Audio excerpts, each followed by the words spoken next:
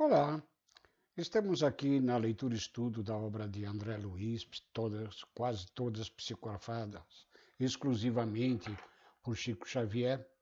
Tem obras na qual outros companheiros de Chico fazem psicografia também.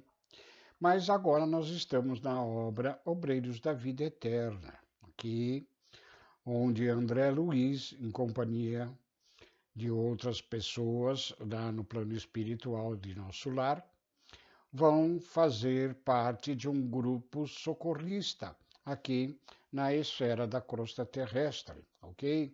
Vão auxiliar, segundo já falado, irmãos que estão aqui em trabalho, da colônia de nosso lar, vão auxiliá-los a desencarnar para retornar à colônia, ok?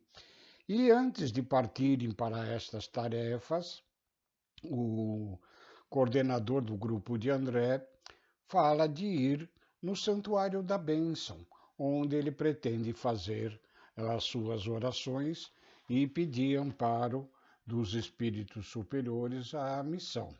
E lá no Santuário da Bênção tem outros dois grupos que também irão participar. Um grupo é, que vai fazer auxílio às crianças abandonadas em orfanatos, e o outro grupo que irá fazer auxílio a irmãos dementados em manicômios, ok? Então, nesse sentido, eles no vídeo passado já se encontravam no Santuário da Bênção e agora eles deverão receber, como nós vamos ver nos relatos de André Luiz, uma entidade de níveis elevados a abençoar-lhes as missões, ok? Então, o Sublime Visitante é o capítulo 3 da obra Obreiros da Vida Eterna. Reunidos em pequeno salão iluminado, observei que a atmosfera permanecia embalsamada de suave perfume. Recomendou-nos Cornélio a oração fervorosa e o pensamento puro. Tomando-nos a dianteira, o instrutor estacou à frente de reduzida câmara estruturada em substância análoga ao vidro puro e transparente. Olhei-a com atenção. Tratava-se de um gabinete cristalino em cujo interior poderiam abrigar-se à vontade 2 a 3 pessoas. Destacando-se pela túnica muito alva, o diretor da casa estendeu a destra em nossa direção e exclamou com um grave entono: Os emissários da providência não devem semear a luz sem proveito. Constituir-nos falta grave receber em vão a graça divina. Colocando-se ao nosso encontro, os mensageiros do Pai exercitam o sacrifício e a abnegação. Sofrem eles os choques vibratórios de nossos planos mais baixos e retomam a forma que abandonaram desde muito. Fazem-se humildes, como nós, e para que nos façamos tão elevados quanto eles, digam-nos ignorar as fraquezas a fim de que nos tornemos partícipes de suas glórias experiências, né? Vejo que vai ali naquela casinha de vidro, vamos dizer assim, se apresentar espíritos que já se encontram desmaterializados, inclusive do perispírito, mas que assumirão formas e condutas mais simples e humildes para não ofender a nós espíritos mais inferiores, ok? Interrompe o curso das palavras, fitou-nos em silêncio e prosseguiu no outro tom. Compreendemos que lá fora, ante os laços morais que ainda nos prendem às esferas da carne, é quase inevitável a recepção de reminiscências do pretérito à distância. A lembrança arranja as cordas da sensibilidade e sintonizamos com o passado inferior. Aqui, porém, no santuário da bênção, é imprescindível observar uma atitude firme de serenidade e respeito. O ambiente oferece bases à emissão de energias puras e, em razão disso, responsabilizaremos os companheiros presentes que, por qualquer minúcia desarmônica no trabalho a realizar, Formulemos, pois, os mais altos pensamentos ao nosso alcance relativamente à veneração que devemos ao Pai Altíssimo. Para outra classe de observadores, o instrutor Cornélio poderia parecer excessivamente metódico e rigorista. Entretanto, não para nós, que lhe sentíamos a sinceridade profunda e o entranhado amor às coisas santas. Após longo intervalo destinado à nossa preparação mental, tornou ele sem afetação. Projetemos agora nossas forças mentais sobre a tela cristalina. O quadro a formar-se constará de paisagem simbólica em que águas mansas, personificando a paz, alimentem vigorosa árvore a representar a vida. Assumirei a responsabilidade da criação do tronco, enquanto os chefes das missões entrelaçarão energias criadoras, fixando o lago tranquilo. E dirigindo-se especialmente a nós outros, os colaboradores mais humildes, acrescentou: formarão vocês a veste das árvores e a vegetação que contornará as águas serenas, bem como as características do trecho de firmamento que deverá cobrir a pintura mental. Vejam que nessa tela ou naquele espécie de aquário cristalino, né, com a força mental dos ali presentes, formarão uma imagem onde, ali como relatada pelo dirigente da reunião no Santuário da Bênção, terão uma árvore, terão o lago, as águas cristalinas e a vegetação no entorno, né? Tudo isso com a força mental de cada um dos espíritos ali presentes. Após ligeira pausa, ele concluía: este o quadro que ofereceremos ao visitante excepcional que nos fará em breves minutos. Atendamos aos sinais. Dois auxiliares dele postaram-se ao lado da pequena câmara, em posição de serviço, e ao soar de harmonioso aviso pusemo-nos todos em concentração profunda, emitindo o potencial de nossas forças mais íntimas. Senti a pressão do próprio esforço que minha mente se deslocava na direção do gabinete de cristal, onde acreditei penetrar, colocando aqui e ali tufos de grama junto ao desenho do lago que deveria surgir. Utilizando as vigorosas energias da imaginação, recordei a espécie de planta que desejava naquela criação temporária, trazendo-a do passado terrestre para aquela hora sublime. Estruturei todas as minúcias das raízes, folhas e flores, e trabalhei intensamente na intimidade de mim mesmo, revivendo a lembrança e fixando-a no quadro com fidelidade possível. Fornecido o sinal de interrupção, retomei a postura natural de quem observa, a fim de examinar os resultados da experiência, e contemplei. Oh, maravilha! Jazia o gabinete profundamente transformado. Águas de indefinível beleza e admirável azul celeste refletiam uma nesga de firmamento, banhando as raízes de venerável árvore, cujo tronco dizia em silêncio da própria grandiosidade. Miniaturas prodigiosas de cúmulos e nimbos estacionavam no céu, parecendo pairar muito longe de nós. As bordas do lago, contudo, figuravam-se quase nuas, e os galhos dos troncos apresentavam-se vestidos escassamente. O instrutor célere retomou a palavra e dirigiu-se a nós com firmeza. Meus amigos, a vossa obrigação não foi integralmente cumprida.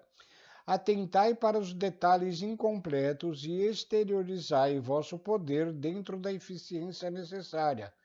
Tendes ainda 15 minutos para terminar a obra. Entendemos sem maiores explicações o que desejava ele dizer e concentramo-nos de novo para consolidar as minudicências de que deveria revestir-se a paisagem. Procurei imprimir mais energia à minha criação mental e, com mais presteza, busquei colocar as flores pequeninas nas ramagens humildes, recordando minhas funções de jardineiro lá no amado lar que havia deixado na terra. Orei e pedi a Jesus me ensinasse a cumprir o dever dos que desejam as bênçãos do seu divino amor naquele santuário. E quando a notificação soou novamente, eu confesso que eu chorei. O desenho vivo da gramínea que a minha esposa e os filhinhos tanto haviam estimado em minha companhia no mundo, adornava as margens com um verde maravilhoso e as mimosas flores azuis, semelhando-se a miosótis silvestres, surgiam abundantes. A árvore agora cobrira-se de folhagem farta e vegetação de singular formosura completava o quadro que me pareceu digno de primoroso artista da terra. Cornélio sorriu e, evidenciando grande satisfação, e determinou que os dois auxiliares conservassem a destra unida ao gabinete desde esse momento, como se uma operação magnética desconhecida fosse posta em ação. A nossa pintura coletiva começou a dar sinais de vitalidade temporária, algo de leve e imponderável, semelhante a caprichoso sopro da natureza, agitou brandamente a árvore respeitável, balançou-se os arbustos e a minúscula erva a se refletirem nas águas muito azuis, docemente encrespadas de instante a instante. Veja que eles fizeram ali uma pintura, um quadro mental nessa câmara cristalina, né? Desenhando todo esse aspecto da natureza com muita beleza, segundo a narrativa de André, né? Porque também nós aqui já sabemos que o espírito, quando dotado da pureza dos seus sentimentos, os pensamentos por eles emitidos podem construir imagens, ainda que momentâneas, de sublime beleza. A minha gramínea, diz André, estava agora tão viva e tão bela que o pensamento de angustiosa saudade de meu antigo lar ameaçou de súbito meu coração ainda frágil. Não eram aquelas as flores miúdas que a esposa colocava diariamente no quarto isolado de estudo? Não eram as mesmas que integravam os delicados ramos que os filhos me ofereciam aos domingos pela manhã?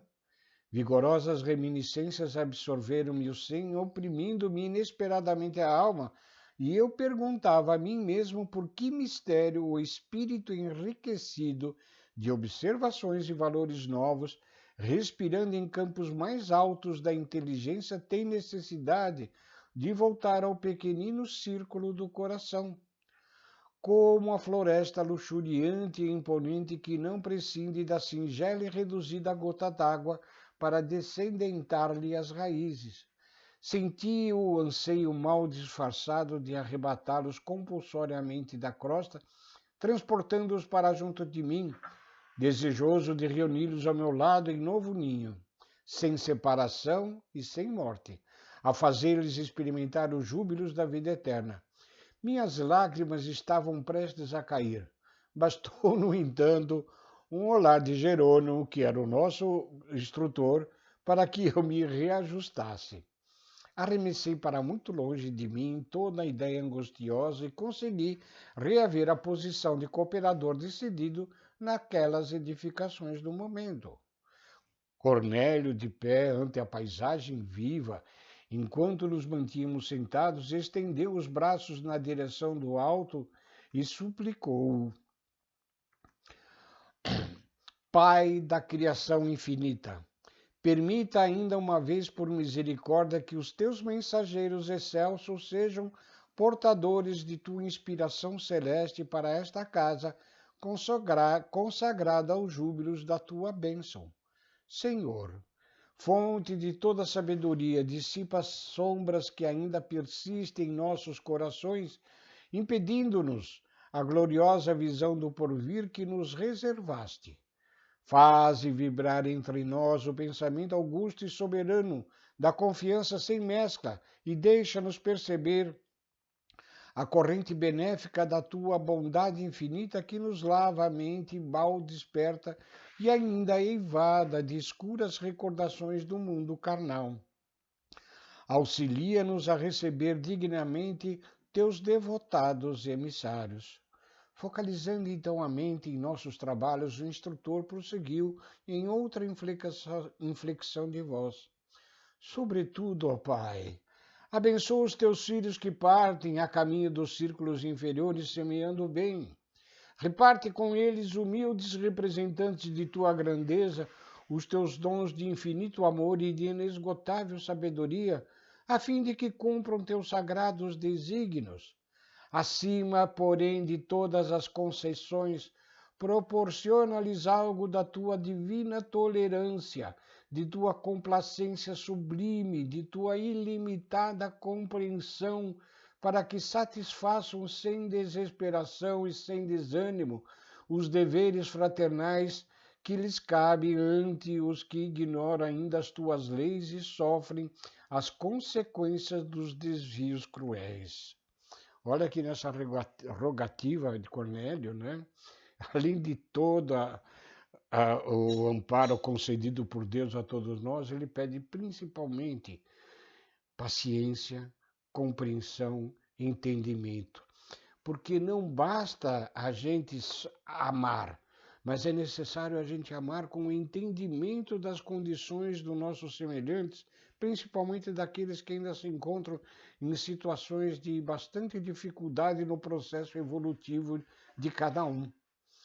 Só o amor, ele ajuda e muito, mas é preciso que para nós possamos auxiliar verdadeiramente, é preciso compreensão também.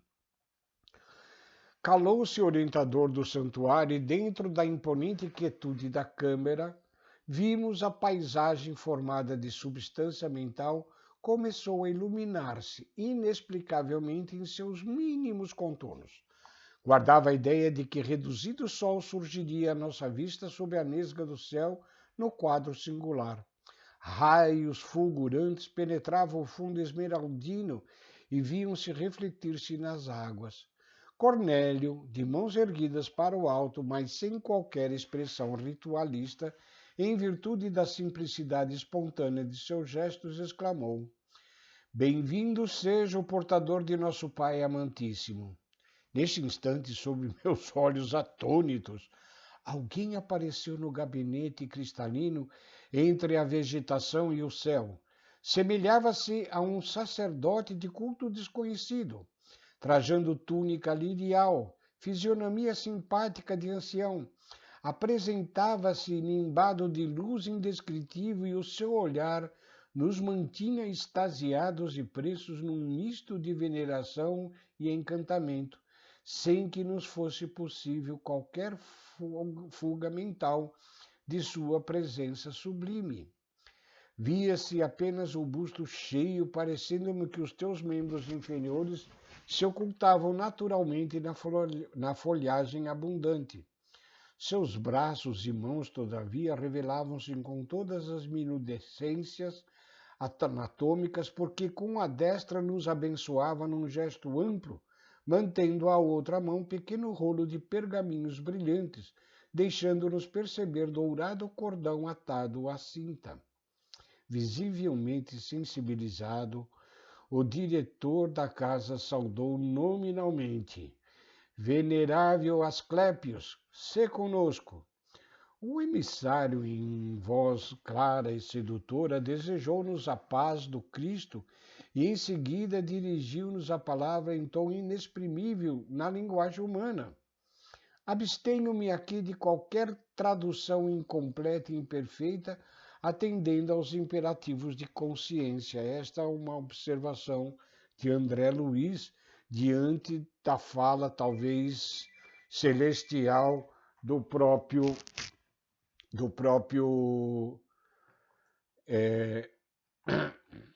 Asclépios, o nome difícil de decorar. Ouvimos-lo sobre infinita emoção sem qualquer de nós contivesse as lágrimas. O verbo do admirável mensageiro que chegava de esferas superiores, trazendo-nos a bênção divina, caía-nos na alma de modo intraduzível e acordava-nos o Espírito Eterno para a infinita glória de Deus e da vida imortal. Não conseguiria descrever o que se passava em mim próprio. Jamais escutara alguém com aquele misterioso e fascinante poder magnético de fixação dos ensinamentos de que se fizera emissário. Ao abençoar-nos, ao término da maravilha locução, radiavam-se de sua destra muito alva pequeninos flocos de luz em forma de minúsculas estrelas que se projetavam sobre nós, invadindo-nos o tórax e a fronte, e fazendo-nos experimentar o júbilo inenarrável de quem sorve feliz, vigorosos e renovadores alentos da vida. Quiséramos prolongar ali indefinidamente aqueles minutos divinos, mas tudo fazia parecer que o mensageiro estava prestes a despedir-se. Interpretando, contudo, o pensamento da maioria, Cornélio dirigiu-lhe a palavra e indagou humilde se os irmãos presentes poderiam endereçar-lhes algumas solicitações. O arauto celeste aqueceu, sorrindo, num gesto silencioso, colocando-nos à vontade, dando-me a impressão de que aguardava semelhante pedido. A irmã Semprônia, que chefiava pela primeira vez a turma de socorro de serviço aos amparo aos órfãos, foi a primeira a consultá-lo. E aqui nós vamos interromper a gravação desse vídeo, que vai ser a primeira de duas partes neste capítulo 3º, né? E no próximo vídeo daremos continuidade ao pedido da irmã Sinfrônia e vendo as diretrizes emanadas dessa entidade em planos superiores, acima mesmo da colônia de nosso lar. Agradecemos acompanharem os nossos estudos. Fiquem com Deus. Muito obrigado e um beijo a todos.